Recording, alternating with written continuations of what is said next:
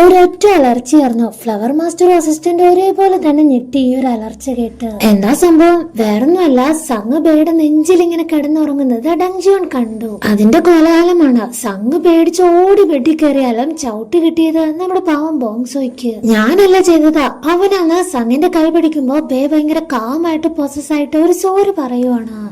തൊങ്കിയാണ് ക്ലാസ്സിലേക്ക് വരുന്നത്. ജിഹോ ഓടി വന്ന് എന്തു പറ്റിയെന്നൊക്കെ ചോദിച്ചാ ചെയ്യാത്ത തെറ്റിന് ശിക്ഷ വാങ്ങിയാതെ ഇങ്ങനെ ഇരിക്കുന്നു മാത്രം പറയും. ക്ലാസ് സ്റ്റാർട്ടായിട്ടും പോയം ഇന്ന് ലേറ്റ് ആണ്. ഇവനെന്താ എന്നും ഇങ്ങനെ ലേറ്റ് ആവുന്നത്? ശരി, അതെല്ലാം പോട്ടെ. സാർ എല്ലാവരോടും അവരുടെ ഫ്യൂച്ചറിൽ ആഗ്രഹിക്കുന്ന സ്വപ്നങ്ങളെ പറ്റി എഴുതാനാണ് പറയാ. എല്ലാവരും എന്തൊക്കെയോ എഴുതുന്നുണ്ട്. സംഘം എന്താ ആഗ്രഹിക്കുകയെന്നറിയോ? ഒരു ഓർഡിനറി ലൈഫ്, അങ്ങനെ ഒരു ജീവിതം. മറ്റുള്ളവരെ വെച്ച് നോക്കുകയാണെങ്കിൽ അവൾക്ക് അതൊരു സ്വപ്നം തന്നെയാണ്. ഇനി ബോങ്സുവിന്റെ കേസ് എടുക്കുകയാണെങ്കിൽ അവൻ ഇതുവരെ 18 വയസ്സ് പോലും തികഞ്ഞിട്ടില്ല. ലാസ്റ്റ് എന്തൊക്കെയോ കിറുക്കുന്നുണ്ട് പേപ്പറിൽ. സംഘിന്റെ പേപ്പർ വാങ്ങാൻ ചെന്നപ്പോ അവൻ അവളെ ഒന്ന് നോക്കി ആ ബെസ്റ്റ്, ഇതാണ് നിന്റെ ഡ്രീം എന്ന് പറഞ്ഞ് കളിയാക്കി പോയി. കറക്റ്റ് സാറുകളെ പൊക്കുവാണ്. സംഘിന്റെ പേര് വിളിക്കുമ്പോ ഇവിടെയാണെങ്കിൽ ബോങ്സു കിടന്ന് അലറിയാണ് ചിരിക്കുന്നത്. അപ്പൊ നോക്കുമ്പോ അതേ ബോങ്സുവിന്റെ പേര് വിളിക്കുന്നു, അവനെയും പൊക്കി. എല്ലാവരും കേക്ക് എഴുതി വെച്ചത് ഉറക്കെ വായിക്കാനായിട്ട് പറയാണ്. സംഘാവട്ടെ കോളേജിൽ പോണെന്നാണ് എഴുതിയിരിക്കുന്നത്. എന്തിനാ പോണേ, ഏത് കോഴ്സാ പഠിക്കേണ്ടേ എന്നൊന്നുമില്ല, പക്ഷെ സെലിബ്രേറ്റ് ചെയ്യണം. സെറമണിയിൽ കുറെ ഫോട്ടോസ് എല്ലാം എടുക്കണം. ഇതാണ് നിന്റെ സ്വപ്നം എന്ന് സാറും ചോദിക്കുമ്പോ പിള്ളേരെല്ലാം ഒരേപോലെ ചിരി. നെക്സ്റ്റ് വായിക്കേണ്ടതാരാ? ബോങ്സു ആണ്. അവൻ അധികം എഴുത്തും കുത്തൊന്നുമില്ല. ആകെ ഒരു വേർഡ് മാത്രമേ എഴുതിയിട്ടുള്ളൂ. അതവൻ വായിക്കാതെ ഞാൻ വേറെ ഇപ്പൊ തന്നെ എഴുതിക്കൊണ്ട് വരാന്ന് പറഞ്ഞു പോവും. പക്ഷെ സംഘിനൊരു ക്യൂരിയോസിറ്റി, എന്തായിരിക്കും അവന്റെ ഡ്രീം? ആ പേപ്പർ തട്ടിപ്പറിച്ചു നോക്കിയാ അഡൽട്ട് എന്നൊരു വാക്ക് മാത്രമേ ഉള്ളൂ. അതായത് അവൻ എത്രയും പെട്ടെന്ന് വളർന്ന മുതിർന്ന ഒരാളായ മതി. എല്ലാവരും അവന്റെ സ്വപ്നം കേട്ട് അവൻ ഒരുമാതിരി നോക്കിയുണ്ട്. അവൻ അപ്പൊ തന്നെ അത് ഇറേസ് ചെയ്യാണ്. പക്ഷെ വളരെ ചെറിയ ഏജിൽ മരിച്ചു പോയവർക്ക് ഇതുപോലെയുള്ള ചെറിയ കാര്യങ്ങളും വളരെ വലിയ കാര്യമാണ്. ബോങ്സു നമ്മളെക്കാൾ ചെറിയ കുട്ടിയാണല്ലേടാന്ന് ജിഹോയോട് പറയുമ്പോഴാണ് അതേ വരുന്ന നമ്മുടെ ബിയോ. അവനെ കണ്ടത് അവന്റെ ബെസ്റ്റ് ഫ്രണ്ട് സന്തോഷത്തോടെ ഓടി വന്ന് ഹഗ് ചെയ്യാൻ നോക്കിയാ അവൻ അതൊക്കെ അവോയ്ഡ് ചെയ്യും. അവൾ എന്തോ ഭയങ്കര അപ്സെറ്റ് ആണ്, ആരോടും മിണ്ടാതെ ഒരിടത്തിങ്ങനെ. പക്ഷെ സംഘിന് കാണാൻ പറ്റുന്നുണ്ട് സൂയിസൈഡ് ഗോസ്റ്റ് ആണ് തൊട്ടരികില്. അതിനർത്ഥം അവനിപ്പോ ചിന്തിച്ചുകൊണ്ടിരിക്കുന്നത് ആത്മഹത്യയെ കുറിച്ചാണ്. അതിന് മാത്രം ഇവൻ എന്തായിരിക്കും പ്രശ്നം? ഇത്ര ക്ലോസ് ആയിട്ട് ആ ഗോസ്റ്റ് അടുത്തു വരുന്നത് ആപത്താണ്, അതിനെ മാറ്റി നിർത്തണം. ജപിച്ച സോൾട്ട് അറിയാന്ന് വെച്ചാ അവൻ അവിടെയൊക്കെ നോക്കി, പക്ഷെ കാണുന്നില്ല. ബേ കൊറേ നേരമായിട്ട് സംഘിനെ നോക്കി ആലോചിച്ചോണ്ടിരിക്കുന്നത് ആത്മാവ് അവന്റെ സ്പിരിച്വലായി തുറന്ന കാര്യം ഇതുവരെ സംഘിനോട് പറഞ്ഞിട്ടില്ല. ഗോസ്റ്റിനടുത്തേക്ക് അവന് പോവാനും പറ്റില്ല. അതുകൊണ്ട് സംഘിനെയും ബിയമിന്റെ അടുത്തേക്ക് പോകാൻ വിടാതെ, വേണ്ട നീ പോണ്ട, എനിക്ക് നിന്നെ വേണമെന്ന് പറയുമ്പോ അവളുടെ ഫേസിലാണെങ്കിൽ ബ്ലഷിങ് വരെ വരും. ഇവൻ എത്ര സ്നേഹം എന്നോട്. ഓൾറെഡി തന്നെ സംഘിന് ഇപ്പൊ പണിഷ്മെന്റ് ടൈമാണ്. ഉള്ളിൽ ഒരുപാട് ഹെൽത്ത് ഇഷ്യൂസ് ആണ് വരാൻ പോകുന്നത്. അതുകൊണ്ട് എപ്പോഴും ഇങ്ങനെ ഭയങ്കര ടയേർഡ് ആയിട്ട് ഫീൽ ആവും. ഇത് ആദ്യം തന്നെ ബേ നോട്ട് ചെയ്ത് അവളെ കെയർ ചെയ്യാണ്. ദേ നോക്ക് സംഘ്, നീ ഓക്കെ ഇല്ലെങ്കിൽ നമുക്ക് വീട്ടിൽ പോവാം, റെസ്റ്റ് എടുക്കാലോ എന്ന് പറഞ്ഞാൽ സംഘ് എന്ത് ചെയ്ത് സമ്മതിക്കില്ല. വൺ ഡേ ആണെങ്കിലും പ്രാക്ടീസ് ചെയ്യാതിരുന്ന അത് നിനക്ക് ടച്ച് വിട്ടുപോകാൻ കാരണമാവും. ട്രെയിനിങ് പ്രോപ്പർ ആയിട്ട് എടുത്തേ പറ്റൂ. തീരെ വയ്യാതായിട്ടുണ്ടാവുക. അതുകൊണ്ട് ഫേസ് ഒക്കെ ഒന്ന് വാഷ് ചെയ്ത് വരാന്ന് പറഞ്ഞ അവള് പോവും. സംഘ് അവന്റെ കൈ വിട്ട് അടുത്ത സെക്കൻഡ് തന്നെ ബോങ്സു ആണ് പൊസസ് ആവുക.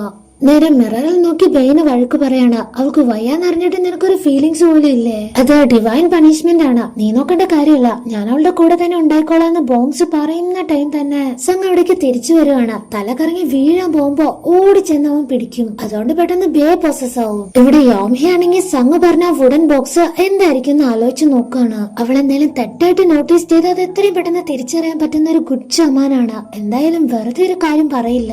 ആലോചിച്ച് നോക്കുമ്പോ എന്റെ കുഞ്ഞിന്റെ കോഫിൻ ബോക്സ്. ഇവിടെ ഡങ്ജിയോൺ ആണെങ്കിൽ ഒരാൾ എത്ര ദിവസം ജീവിക്കും എന്നറിയാൻ പറ്റുന്ന 7 സ്റ്റാർ ഡയറ്റി ഉണ്ടല്ലോ, അതിനെ പൂജിച്ചൊരു ദീപം തെളിയിച്ചതാണ്. പക്ഷെ ആർക്കു വേണ്ടിയാണോ പ്രാർത്ഥിച്ച് തിരി കൊടുത്തിയത് അയാളുടെ തിരി അണഞ്ഞു പോവാണ്. അതായത് രണ്ടുപേരിൽ ഒരാൾ മാത്രമേ സംരക്ഷിക്കാൻ പറ്റൂ. ഒന്നെങ്കിൽ യോംഹ അല്ലെങ്കിൽ സംഘ. ഇവരിൽ രണ്ടുപേരിൽ ആരെങ്കിലും ഒരാൾ മരിച്ചു പോകും എന്നാണോ? ആ ഒരു ടൈമിൽ തന്നെ അങ്ങോട്ടേക്ക് യോംഹ വരാം. അവൾക്കാണെങ്കിൽ ദേഷ്യം, സങ്കടം എല്ലാം കൊണ്ടും വല്ലാത്തൊരു അവസ്ഥയിലാണ്. നിങ്ങൾ ആ കാര്യം എന്നിൽ നിന്ന് മറച്ചു വെച്ചു. എന്തിനത് മറച്ചു വെച്ചെന്ന് ചോദിച്ചു വല്ലാതെ ദേഷ്യപ്പെട്ട് അവിടെ മൊത്തം തല്ലി പൊളിച്ച് അലമുറ ഇടുവാണ്. എന്റെ കുഞ്ഞ്, എനിക്ക് കാണാൻ പറ്റാതെ പോയ എന്റെ കുഞ്ഞ്, 9 മാസം പ്രായമായ എന്റെ കുഞ്ഞ് എന്നോട് തന്നെ ഉണ്ടായിരുന്നു. ആ ഒരു ആത്മാവിനെ കൊഫിൻ ബോക്സിൽ ലോക്ക് ചെയ്ത കാര്യം എന്നോട് എന്താ പറയാതിരുന്നേ നിങ്ങള്? ആക്ച്വലി യോംഹ ചെയ്ത തെറ്റിന്റെ ഫലമാണ് അവളെ അനുഭവിച്ചോണ്ടിരിക്കുന്നത്. നീ ചെയ്ത തെറ്റിന് നിനക്ക് ശിക്ഷ കിട്ടുന്നതാണോ അതോ നീ സ്നേഹിക്കുന്നവർക്ക് ശിക്ഷ കിട്ടുന്നതാണോ നിന്നെ കൂടുതൽ വേദനിപ്പിക്കുക? നീ സ്നേഹിക്കുന്നവർക്കല്ലേ, അതുകൊണ്ടാണ് നിന്റെ പ്രവർത്തികൾക്ക് ദൈവം നിന്റെ കുഞ്ഞിനെ ശിക്ഷിച്ചത്. ചോദിച്ചത്. എന്നൊക്കെ എത്ര പറഞ്ഞ് മനസ്സിലാക്കാൻ നോക്കിയാലും അവൾക്ക് ഇപ്പൊ ഏറ്റവും കൂടുതൽ ദേഷ്യം ഡങ്ജിയോണിനോട് തന്നെയാണ്. നിങ്ങൾക്ക് ഞാൻ ശാപം തരാം, നിങ്ങൾ അനുഭവിക്കണം എന്നൊക്കെ പിന്നെ പിന്നെ റിപ്പീറ്റ് ചെയ്ത് പറഞ്ഞുകൊണ്ടിരിക്കുകയാണ്. ഞാനത് ചെയ്യും, നിങ്ങളെ ഇല്ലാതാക്കുമെന്ന് പറയുമ്പോഴും അവളുടെ കയ്യിലുണ്ടായിരുന്ന ആ മുറിവുണ്ടല്ലോ, ഡങ്ജിയോൺ അതിന് മരുന്ന് വെക്കുകയാണ്. അവൾ അതിന് എന്ത് ചെയ്താ സമ്മതിക്കാതെ തട്ടി മാറ്റുമ്പോ, നോക്ക് എനിക്ക് ശാപം തരാൻ എന്റേതായ ഒരു വസ്തു നിനക്ക് വേണ്ടേ, അതുകൊണ്ട് ഇത് വെച്ചോന്ന് പറഞ്ഞ് അവളുടെ ഒരു കർച്ചിഫ് കൊണ്ട് തന്നെ ആ മുറിവ് കെട്ടിക്കൊടുക്കും. ക്ലാസ്സിൽ മൊത്തം ബോയം ഇരുന്ന് കരച്ചിലായിരുന്നു. ആ ടൈമിലൊക്കെ ഫോണിലേക്ക് തുരുതുരാന്ന് ഇങ്ങനെ കോള് വന്നോണ്ടിരിക്കുകയാണ്. കുക്കിംഗ് ക്ലാസ്സിലാണ് ഇപ്പൊ എല്ലാവരും. സങ്ങനെ ഫീവർ ആയതുപോലെ വന്നത് കൊണ്ട് ബേ അടുത്ത് നിന്ന് അവളുടെ ടാസ്കും കൂടെ ചെയ്യും. ഇതെല്ലാം ജീവ നോട്ട് ചെയ്യുന്നുണ്ട്. അവന് നല്ല ജലസാവും. ഇവിടെ ഡോയിനെ കാണുമ്പോഴൊക്കെ ജിന്നിന് ഭയങ്കര സങ്കടം. അവളുടെ സംസാരം, സ്റ്റൈല് എല്ലാം എന്റെ ബോക്കിയുടെ ഓർമ്മപ്പെടുത്തലാണ്. അവൾ ഇതുപോലെയാ, ആര് പറഞ്ഞാലും കേക്കില്ലായിരുന്നു. ഞാൻ പോലും പറഞ്ഞ കേക്കില്ല എന്ന് പറഞ്ഞ ചെക്കനാണെങ്കിൽ ഭയങ്കര കരച്ചില്. എടാ പൊട്ട, ബോക്കിനേക്കാളും മുന്നേ ജനിച്ചതല്ലേ ഡോയി, പിന്നെ അവൾ എങ്ങനെയാ നിന്റെ ബോക്കിയാവുക? അവനെ പറഞ്ഞ് മനസ്സിലാക്കാൻ നോക്കിയ ഹൈറീനെ കൊന്നില്ലെന്നുള്ളൂ. നീ മിണ്ടാതിരുന്നോണം, ഇത് എന്റെ ഡോയിയാ. എന്റെ ഡോയിയും ബോക്കിയും എല്ലാം ഒന്ന് തന്നെയാ. ഞാൻ ഇവളെ സ്നേഹിക്കുന്നേ. ദിയമ്മന്റെ ഫോണിലേക്ക് കോള് വന്നുകൊണ്ടിരിക്കുകയാണ്. ഒരു നമ്പറിൽ നിന്നല്ല, പല നമ്പറിൽ നിന്ന്. കോളൊന്നും എടുക്കുന്നില്ല. പക്ഷെ മെസ്സേജിന്റെ ടോൺ വരുമ്പോ ലാസ്റ്റ് അയച്ച മെസ്സേജ് എടുത്ത് നോക്കും. നീ ഇന്ന് വരണം, ഇല്ലെങ്കിൽ അറിയാലോ നിന്റെ ആ ബെസ്റ്റ് ഫ്രണ്ട് ഉണ്ടല്ലോ, അവനെയും കൂടെ നീ കൊണ്ടുപോരെ. ബോയം കാരണം അവന്റെ ബെസ്റ്റ് ഫ്രണ്ടിനും കൂടെ പണി കിട്ടാൻ പോവാണ്. അവര് വിചാരിക്കുന്ന ഒരു ടൈപ്പ് ക്യാരക്ടർ അല്ല. വളരെ നിസ്സഹായമായി അവനെ ഒന്ന് നോക്കി വേറെ വഴിയില്ലാത്തോണ്ട് ഒരു നൈഫ് ഒരെണ്ണം കയ്യിലെടുക്കുകയാണ്. അത് ആരും അറിയാതെ ക്ലാസ്സിൽ നിന്ന് അടിച്ചു മാറ്റി. അങ്ങനെ എല്ലാം തന്നെ കാണാൻ പറ്റുന്നുണ്ട്. സൂയിസൈഡ് കോസ്റ്റ് ബോയമിന്റെ തൊട്ടടുത്താണ് എത്തിയിരിക്കുന്നത്. ഇനിയും വൈകിയ ബോയം ചിലപ്പോ സൂയിസൈഡ് ചെയ്യും. ഡേഞ്ചർ സിറ്റുവേഷൻ ആണ്. സംഘ അവന്റെ പുറകെ പോകുമ്പോ ബേക്കാണെങ്കിൽ ഗോസ്റ്റിനെ എല്ലാം ഓട് ചെയ്തേ പറ്റൂ. കൈവിട്ട് ബോങ്സ് പൊസസ് ആവുകയും ചെയ്യും. അതുകൊണ്ട് അതും പറ്റില്ല. അതുകൊണ്ട് നൈസായിട്ട് സബ്ജക്ട് മാറ്റുവാണ്. നിനക്ക് അത്രയ്ക്ക് പ്രശ്നമാണെങ്കിൽ നമുക്ക് ടീച്ചേഴ്സിന്റെ അടുത്ത് കംപ്ലൈന്റ് ചെയ്യാം, അതല്ലേ നല്ലത്. അതിനൊന്നും സമയമില്ലെന്ന് ഇവൻ അറിയില്ലല്ലോ. അതുകൊണ്ട് സംഘം അവന്റെ കൈവിട്ടു. അപ്പൊ തന്നെ ബോങ്സ് പൊസസ് ആയി. ബിയം ആണെങ്കിലോ ടോയ്ലറ്റിനുള്ളിലേക്ക് കയറി അവിടെ ഇരുന്ന് ആകെ പേടിച്ച് വിറക്കുകയാണ്. കൈ മുറിക്കണം എന്നൊക്കെയുള്ള ഡിസിഷൻ അവൻ എടുത്തു കഴിഞ്ഞു. അതോടുകൂടി സൂയിസൈഡ് കോസ്റ്റ് ആണെങ്കിൽ കുറച്ചും കൂടെ ക്ലോസ് ആയി. പുറത്തു നിന്ന് സംഘം വിളിക്കുകയാണ്, ബിയം നീ പുറത്തിറങ്ങ, നമുക്ക് എല്ലാ കാര്യത്തിനും പരിഹാരം ഉണ്ടാക്കാം. സംഘനെ പറഞ്ഞു മനസ്സിലാക്കാൻ വേണ്ടി ബോങ്സും അകത്തേക്ക് കയറി അവളുടെ കൈ പിടിച്ച് വലിക്കുമ്പോഴാണ് സംഘ കാര്യം പറയുന്നത്. സൂയിസൈഡ് കോസ്റ്റ് ആണ് ബോയിന്റെ കൂടെയുള്ളത്. ഇപ്പൊ ഈ ഡോറ് തുറന്നില്ലെങ്കിൽ അവൻ എന്തായാലും മരിക്കും. കാര്യങ്ങളെല്ലാം മനസ്സിലാകുമ്പോ അവന് നടന്ന ഇൻസിഡന്റ് എല്ലാം തന്നെ ഓർത്തെടുത്ത് നോക്കും. അവനെ അങ്ങനെ ഒരു അവസ്ഥയിൽ നിന്ന് സംഘ രക്ഷപ്പെടുത്തിയിട്ടുണ്ട്, സേഫ് ആക്കിയിട്ടുണ്ട്. അത് ആലോചിച്ച് നോക്കുമ്പോ ബോയമ്മ സംസാരിക്കുന്നുണ്ട്. അവൻ ഒരിക്കൽ ചിന്തിച്ച അതേ കാര്യം തന്നെയാണ് പറയുന്നത്. ഞാൻ മരിക്കാം, അപ്പൊ എല്ലാം തീരുമല്ലോ, എല്ലാവർക്കും സമാധാനാവൂലോ. അവിടെ നടക്കുന്ന സിറ്റുവേഷൻ എല്ലാം തന്നെ ബേക്ക് ഇപ്പോഴാണ് മനസ്സിലായത്. ഒരു ക്ലാരിറ്റി വന്നു. അതോടെ സംഘിനെ ലൈറ്റ് ആയിട്ട് മാറ്റി നിർത്തി ഡോറ് ചവിട്ടി പൊളിക്കാനാണ് ശ്രമിക്കുന്നത്. ആ ഡോറ് തുറന്ന അടുത്ത സെക്കൻഡ് ബോയം കൈ മുറിക്കാൻ തന്നെ തുടങ്ങുകയാണ്. ലാസ്റ്റ് അത് പിടിവലിയായി മുറിഞ്ഞു. പക്ഷെ മുറിഞ്ഞത് ബോയമിന്റെ അല്ല, നമ്മുടെ ബേയുടെ കൈയാണ്. ബ്ലഡ് വന്ന അറിയാലോ, ഓൾറെഡി തന്നെ ഒരു ആത്മാവ് പ്രോസസ് ആയിരുന്ന ബോഡി, സ്പിരിച്വലായി തുറന്ന ബോഡി. അടുത്ത സെക്കൻഡ് ചെവി, മൂക്ക്, നാക്ക് തുടങ്ങിയ എല്ലാ സെൻസറി ഓർഗൻസും ഓപ്പൺ ആവുന്നത് അവന് ഫീൽ ആവുന്നുണ്ട്. ബേക്ക് തല കറങ്ങുന്നുണ്ട്, കണ്ണടഞ്ഞു പോകുന്നുണ്ട്.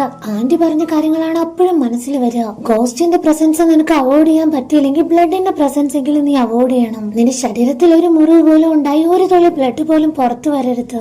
അങ്ങനെ ഉണ്ടായാൽ നിന്റെ ശരീരത്തിന് അത് ഓവർകം ചെയ്യാൻ പറ്റില്ല. നീ ജീവിതമോ മരണമോ ഒന്നും ഇല്ലാത്തൊരു ലോകത്തേക്ക് പോകും. മിറർ പോലൊരു സ്ഥലത്ത് നീ ലോക്കാവും. ബോങ്സും നിന്റെ ശരീരത്തിൽ ജീവിക്കും, നിന്നെ നശിപ്പിക്കും.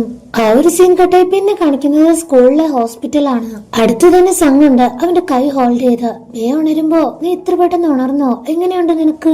അവൻ അതിന് കാഷ്വൽ ആയിട്ടാണ് റിപ്ലൈ കൊടുക്കുന്നത്. ഒരു പ്രോബ്ലവും ഇല്ല. സംഘിന്റെ കൈയെടുത്തവൻ അവന്റെ ഫേസിൽ വെച്ച് നല്ല ചൂടുണ്ടല്ലോ നിനക്ക്, വീട്ടിൽ പോണോ?